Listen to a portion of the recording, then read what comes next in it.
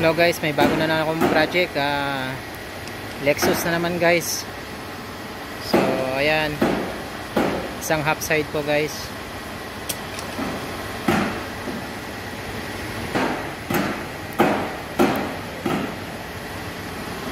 Ayan, half side. Ito yung damage nya guys,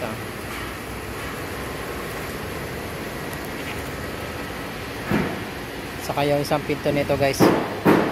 Bali, dalawang pinto, dalawang pintir. Ayan. Pasok ko na muna sa loob guys. At gagawin ko. Like a Hellcat.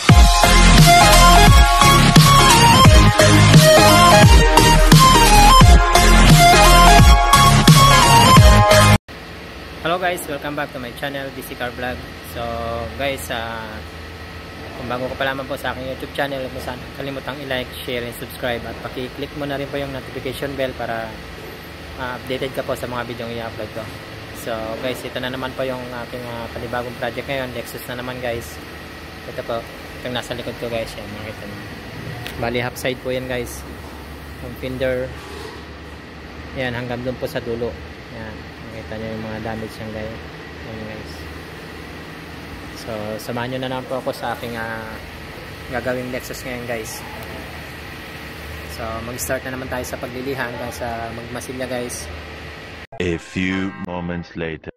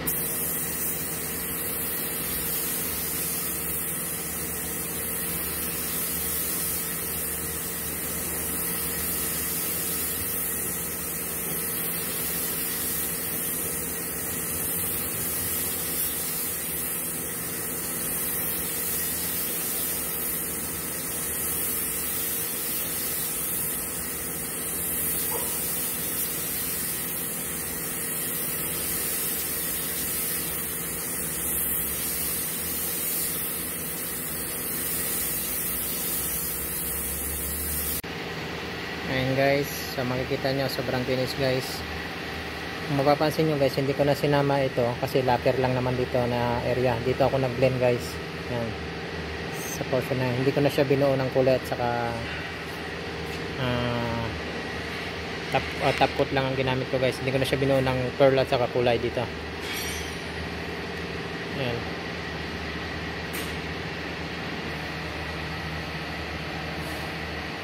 Ayan guys, oh, sobrang kinis guys.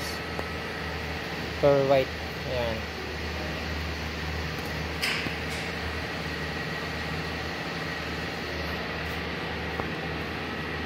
Ayan guys, so makikita nyo ang pinong-pino ng pagkaka-pearl nyan guys. Ayan, ayan. Pino yung buga natin dyan guys. Kaya masasabi kong perfect yan. Ayan. So isusunod ko na lang po guys yung back door. Yan yung pintuan para dito guys sa passenger. Kasi hindi pa natuyo yung silicone nun guys, kaya nahuli. Ayan.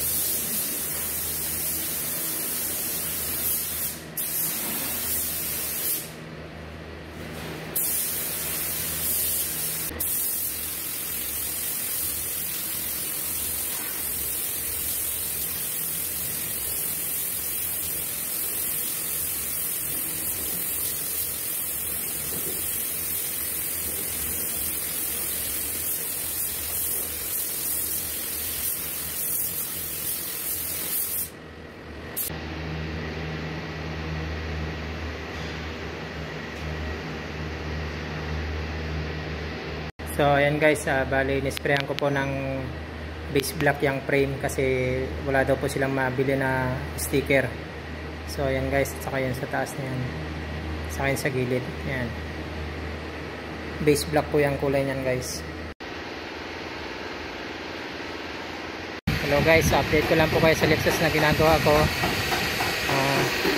Ayan, bali binabating na po ni Doms. Ayan guys, so half side po yan guys. Ayan.